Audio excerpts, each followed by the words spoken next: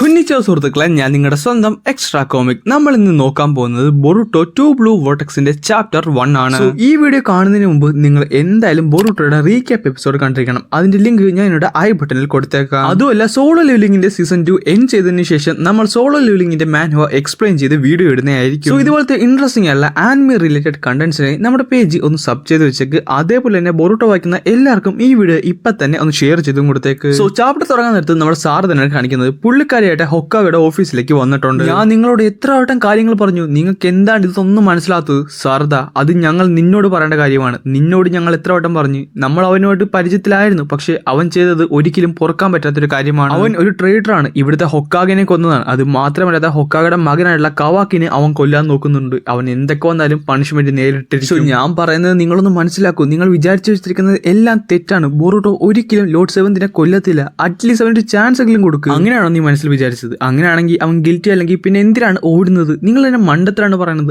ആരെങ്കിലും കൊല്ലാൻ വന്നു കഴിഞ്ഞാൽ പിന്നെ ഓടത്തില്ല. നിങ്ങൾ ആ ഓർഡർ ഒന്ന് പിൻവലിക്കൂ, എന്നിട്ട് അവനോട് സംസാരിക്കുക. അവൻ ഉറപ്പായിട്ട് സംസാരിക്കാൻ വരും. സാർദാ, ഞാൻ പറയുന്നത് കേക്ക്. ബൊറുട്ടോക്കെതിരെ എടുത്തിരിക്കുന്ന ആക്ഷൻസ് ഇവിടുത്തെ ലോസ് കൊണ്ട് മാത്രമല്ല, അത് നമ്മുടെ പീപ്പിളിന്റെ വില്ലാണ്. ഇപ്പോഴും കുറെ അധികം ആൾക്കാർ അവനോടുള്ള ദേഷ്യത്തിലാണ് ജീവിക്കുന്നത്. സോ അതെടുത്ത് മാറ്റിയാലും ഇവിടുത്തെ ആൾക്കാരുടെ മനസ്സ് മാറത്തില്ല. നീ ഞാൻ പറയുന്നത് മനസ്സിലാക്കുക. ഇതാണ് അവസാനത്തെ തവണ. ഇനി നമ്മൾ ഒരിക്കലും ഈ ഒരു വിഷയത്തിനെ പറ്റി സംസാരിക്കത്തില്ല. ഇത് കേൾക്കാൻ നേരത്തെ പുള്ളിക്കാർക്ക് ദേഷ്യം വരി നീയൊക്കെ പൊട്ടന്മാരാന്ന് വിളിച്ച് കാറുകയും ചെയ്യും. സാർദാ, ഞാനൊരു കാര്യം പറഞ്ഞേക്കാം. ഇത് ലോഡ് 8 ആണ്. അതുകൊണ്ട് നിന്റെ വായിൽ നിന്ന് വരുന്ന ഓരോ വാക്കുകളും സൂക്ഷിച്ച് വേണം നീ ഉപയോഗിക്കാൻ. ഇപ്പൊ എനിക്ക് നിന്നെ കുറിച്ച് ഓർത്ത് ചെറിയ സങ്കടമുണ്ട്. കാര്യം ഇങ്ങനെയാണ് പോക്കെങ്കിൽ നിനക്കൊരു ഹൊക്കാകുന്നില്ല, ഒരു ഗെനിന് പോലും ആകാൻ സാധിക്കത്തില്ല.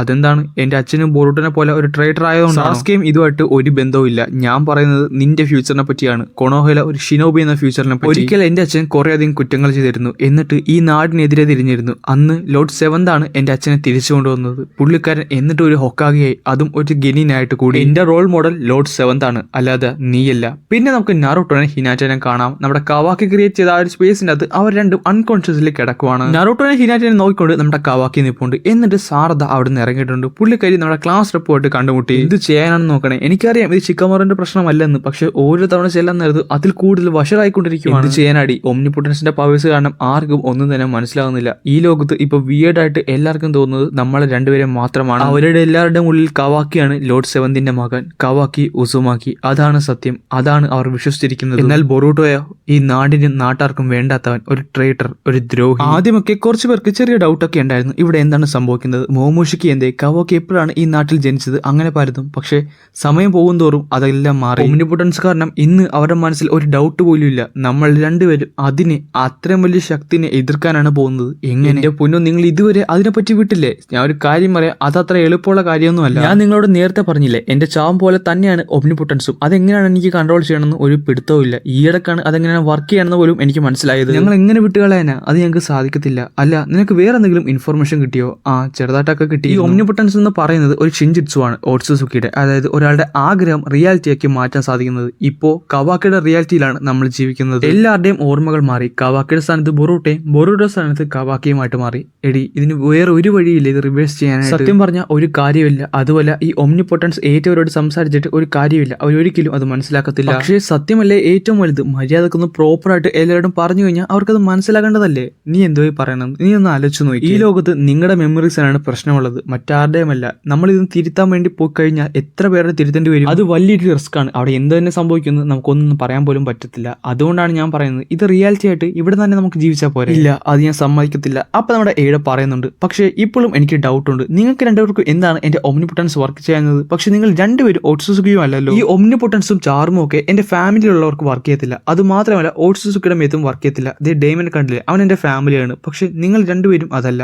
അതുകൊണ്ട് എനിക്കൊരു ഡൗട്ട് ഉണ്ട്. എന്റെ ചാർമ് സത്യം പറഞ്ഞാൽ നിങ്ങളുടെ മേത്ത് വർക്ക് ചെയ്യൂ. പിന്നെ നമ്മുടെ ഷിക്കമാരു നമ്മുടെ ക്ലാസ് റെപ്പിനോട് പറയുന്ന ഒരു കാര്യമാണ് കാണിക്കുന്നത്. ഒരു കാര്യം പറയാം, നിങ്ങൾ എന്തൊക്കെ വന്നാലും ചാർമ് നിങ്ങളുടെ മേത്ത് അഫക്ട് ചെയ്യുന്നുള്ള കാര്യം അവർ അറിയാൻ പാടില്ല. കാര്യം നിങ്ങൾക്ക് മാത്രമേ അവളെ കൊല്ലാൻ ഒരു പോസിബിലിറ്റി ഉള്ളൂ. അത് അറിഞ്ഞു കഴിഞ്ഞാൽ ആ ഡയമണ്ട് എങ്ങനെ പോയാലും നിങ്ങളെ കൊന്നിരിക്കും. എന്തുവാണ് നീ പറയുന്നത്? ഞാൻ സാറിനെ ഒരു നാടകമല്ല ഇവിടെ കളിക്കുന്നത്. അല്ലെങ്കിലും നിന്റെ ഭംഗിയുടെ മുമ്പിൽ ആരാണ് വീണു പോകാത്തത്? അതും ശരിയാണ്, ഞാനും അതാണ് ആലോചിച്ചത്. അപ്പൊ തന്നെ നമ്മുടെ ഡയമണ്ട് ഇവർ രണ്ടുപേരും സൂക്ഷിച്ചൊന്നും നോക്കുന്നുണ്ട്. പിന്നെ നമ്മുടെ കവാക്കിയാണ് കാണിക്കുന്നത്. കവാക്കിയുടെ അടുത്തേക്ക് നമ്മുടെ മിഡ്സുക്കിയും വരുന്നുണ്ട്. മിഡ്സുക്കി, നിന്റെ ഈ ബ്ലഡ് ലെസ്റ്റ് ഒന്നും നീ കൺട്രോൾ ചെയ്യും. നിന്റെ അടുത്ത് വരാൻ നേരത്ത് തന്നെ എന്താ പോലെ തോന്നുന്നു. ബൊറുട്ടോക്ക് ഇപ്പോഴും നിന്നെ കൊല്ലണം തന്നെയായിരിക്കും അവന്റെ ആഗ്രഹം. നമുക്കറിയാം അവന് നിന്നെ പോലെ ഒരു ഒട്സുക്കയാണ്. അതുകൊണ്ട് തന്നെ നിങ്ങളുടെ ചാക്കടൊക്കെ ഇറേസ് ചെയ്യാനുള്ള പവേഴ്സ് അവൻ്റെ കയ്യിലുമുണ്ട്. നീ പേടിക്കണ്ട, നമ്മുടെ സെൻസറി യൂണിറ്റ് അവിടെ ഉണ്ടല്ലോ. അതുമല്ല, ഇനി അവർക്കും പിടിക്കാൻ സാധിച്ചില്ലെങ്കിൽ അവനോട് വരാൻ നേരത്തെ തന്നെ എനിക്ക് മനസ്സിലാകും. കവാക്കി, എനിക്ക് നിന്നെ സംരക്ഷിക്കണം. അതുകൊണ്ട് ഞാൻ ഉറപ്പായിട്ടും അവനെ കൊന്നിരിക്കും. അത് ഞാൻ നിനക്ക് തരുന്ന വാക്കാണ്. നീ എന്ത് വേണമെങ്കിലും ചെയ്തോ, പക്ഷേ നീ എന്റെ പുറകെ ഇങ്ങനെ എടുത്ത് ഫോളോ ചെയ്യാതിരിക്കുക. അത് മാത്രമാണ് ഞാൻ നിന്നോട് ചോദിക്കുന്ന ഒരേ ഒരു കാര്യം. കവാക്കി, വാളിന്റെ പുറകിൽ 2 ക്ലോ മാർക്ക് കണ്ടിട്ടുണ്ട്. നീ എത്രയും പെട്ടെന്ന് ഇവിടേക്കൊന്ന് വരുമോ? അപ്പം തന്നെ നമ്മുടെ കവാക്കി മേലിലേക്ക് പറക്കുന്നുണ്ട്. എന്നിട്ട് അത് സെക്ടർ സീലാന്ന് പറയാൻ നേരത്ത് നിങ്ങൾ അവിടെ തന്നെ നിൽക്കി, ഞാൻ ദേ വരുവാണെന്ന് പറഞ്ഞിട്ട് കവാക്കി അങ്ങോട്ട് പോകും. ഒരു സൂര്യനാണ്,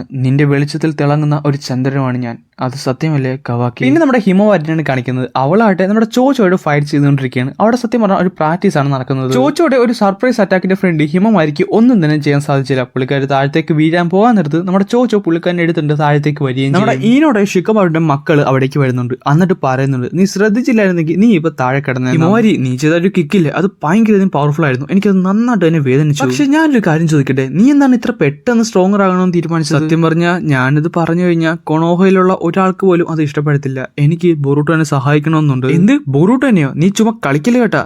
സത്യം പറഞ്ഞ അതാണ് സത്യം. എനിക്കറിയാം ഇത് കേൾക്കാൻ നേരത്ത് നിങ്ങൾക്ക് വീടായിരിക്കും തോന്നുന്നത്. എന്റെ മനസ്സിലുള്ള ബൊറൂട്ടോ എന്റെ അച്ഛനെ ഒരിക്കലും കൊല്ലത്തില്ല, അതെനിക്ക് ഉറപ്പാണ്. അതുമാത്രമല്ല, അവൻ പലതവണ അവന്റെ ജീവൻ പണയം വെച്ച് ഞങ്ങളെല്ലാം രക്ഷിച്ചിട്ടുണ്ട്. അങ്ങനെയാണെന്നുണ്ടെങ്കിൽ പിന്നെ എന്തിനാണ് അവൻ എന്റെ അച്ഛനെ കൊല്ലാൻ നോക്കുന്നത്? അതുകൊണ്ട് അതിന്റെ പുറകെ എന്തൊരു കാര്യമുണ്ട്. അങ്ങനെയാണ് ബൊറൂട്ടോ ഈ ട്രബിളിലൊക്കെ ബെറ്റർ ഉള്ളത്. അതുകൊണ്ട് എനിക്ക് എങ്ങനെയെങ്കിലും ബൊറൂട്ടോനെ സഹായിക്കണം. പിന്നെ മറ്റൊരു കാര്യം കൂടെ ഉണ്ട്, എനിക്ക് ഉറപ്പാണ് എന്റെ അച്ഛൻ ഇപ്പോഴും എവിടെ ജീവനോടെ തന്നെ ഉണ്ടെന്ന് അതെനിക്ക് ഫീൽ ചെയ്യാൻ സാധിക്കുന്നുണ്ട്. എന്നിട്ട് നമ്മുടെ കവാക്കിനാണ് കാണിക്കുന്നത്. പുള്ളിക്കാനായിട്ട് അവിടെ ഉണ്ടാകുന്ന ഒരു ക്ലോ മാർക്ക് നശിപ്പിച്ച് കളയുന്നുണ്ട്. സോ അവിടെ ഉണ്ടായിരുന്ന ഈ ക്ലോ മാർക്ക് കണ്ടുപിടിച്ച 2 നിഞ്ചാസ് ഉണ്ട്. അവർ പറയുന്നുണ്ട്, ഈ കോഡിന് എന്തിന്റെ കേട്ടാണ് ഇത്രയധികം ക്ലോ മാർക്സ് ഉണ്ടായിട്ടും അവൻ ആരെയും തന്നെ അറ്റാക്ക് ചെയ്യുന്നില്ല. അത് മാത്രമല്ല 100,000 ആർമി അവന്റെ കൂടെ ഉണ്ടെന്നാണ് അറിഞ്ഞത്. എന്നിട്ടും അവനൊന്നും ചെയ്യുന്നില്ലല്ലോ. നിനക്കറിഞ്ഞൂടെ അവന് ബൊറൂട്ടോയായിട്ട് നല്ല ദേഷ്യമുണ്ട്. സോ ആദ്യം ഹിഡൻ ലീഫിനെ അറ്റാക്ക് ചെയ്യുന്നതിന് മുമ്പ് ബൊറൂട്ടോനെ പിടിക്കാനായിരിക്കും അവൻ നോക്കുന്നത്. അവർ രണ്ടും സംസാരിക്കുന്നതിന്റെ ഇടയിലൂടെ പെട്ടെന്ന് കവാക്കി ഒരു കാര്യം ശ്രദ്ധിക്കും. എന്നിട്ട് കവാക്കി അവരുടെ അടുത്തേക്ക് ചെല്ലും. അതായത് ആ ഒരു നിഞ്ചയുടെ പുറകിലേക്ക് ചെല്ലും. സംഭവം വേറൊന്നുമില്ല, ആ ഒരു നിഞ്ചയുടെ ഉടുപ്പ് ഊരി നോക്കാൻ നേരത്ത്, അതായത് മുതുകത്ത് നോക്കാൻ നേരത്താണ്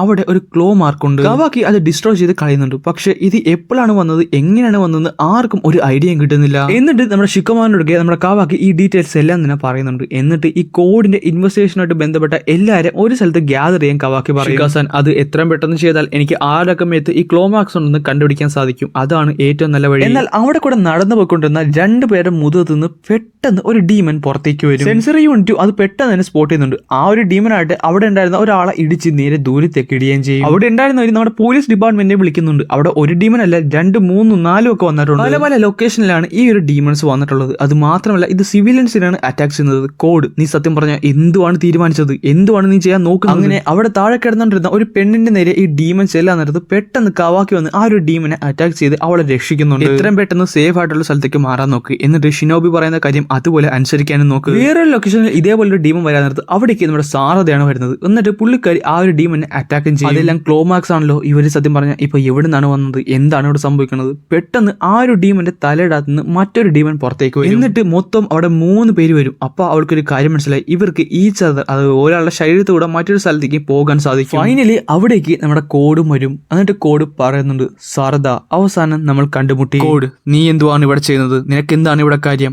ഞാൻ ബൊറൂട്ടോനെ അന്വേഷിച്ചു വന്നതാണ്. നീ എന്ത് മണ്ടത്തിലാണ് പറയുന്നത്? നിനക്ക് അറിഞ്ഞൂടെ അവൻ 3 വർഷമായി ഈ നാട്ടിൽ നിന്ന് പോയി? അതൊക്കെ എനിക്കറിയാം. കഴിഞ്ഞ 2 വർഷമായി അവന്റെ പുറകെ ഞാനുമുണ്ട്. പക്ഷെ അവൻ എന്തായാലും ആ ഒരു കാര്യത്തിൽ ടയേർഡ് ആയിട്ടുണ്ട്. കോഡ്, ഞാൻ പറഞ്ഞില്ലേ അവൻ എന്തായാലും ഇവിടെ ഇല്ല. അതുകൊണ്ട് നീ മറ്റെവിടെയെങ്കിലും പോയി അന്വേഷിക്കണമായിരിക്കും ഏറ്റവും നല്ലത്. അതിൽ നല്ലൊരു മാർഗം ഞാൻ എന്റെ മനസ്സിൽ കണ്ടിട്ടുണ്ട്. അതായത് നിങ്ങളെ എല്ലാവരെയും ഞാൻ ഇവിടെ വെച്ച് അറ്റാക്ക് ചെയ്യും. അവന്റെ പ്രഷ്യസ് ആയിട്ടുള്ള ഫ്രണ്ട്സിനെ അറ്റാക്ക് ചെയ്യാൻ നേരത്ത് അവൻ എന്തായാലും ഇവിടേക്ക് വരും. സോ നീ ഒട്ടും തന്നെ ഹോൾഡ് ബാക്ക് ചെയ്യണ്ട, കിടന്ന് കാറിക്കോ. നിന്റെ കാറിൽ കേട്ട് അവൻ ഇവിടേക്ക് വരണം. എന്നാൽ ഇത് പറഞ്ഞു കഴിഞ്ഞാൽ അടുത്ത സെക്കൻഡിൽ തന്നെ ബൊറൂട്ടോ നമ്മുടെ കോഡിന്റെ മുഖത്ത് ചവിട്ടി നേരെ വന്ന് നിപ്പോണ്ട്. ബൊറൂട്ടോനെ കണ്ട നമ്മുടെ സാരദ ഞെട്ടിത്തരിച്ച് നിൽക്കുവാണ്. പുള്ളിക്കാരിക്ക് ഒന്നും മിണ്ടാൻ പോലും പറ്റുന്നില്ല. അപ്പൊ നമ്മുടെ ബൊറൂട്ടോ പറയുന്നുണ്ട്, നിന്നെ പോലെ തന്നെ നല്ല വൃത്തികെട്ട ഐഡിയ പെമ്പിള്ളാരുടെ നേരെ പോകാൻ നോക്കുന്നു. എന്നാൽ പെട്ടെന്ന് നമ്മുടെ കോഡ് ബൊറൂട്ടോനെ അറ്റാക്ക് ചെയ്യുന്നുണ്ട്. ബൊറൂട്ടോ ആയിട്ട് അത് ഡോഡ് ചെയ്ത് മാറുകയും ചെയ്യും. ഈ ഒരു സമയത്ത് കവാക്കിക്ക് പുള്ളിക്കാരനെ സെൻസ് ചെയ്യാൻ സാധിച്ചു.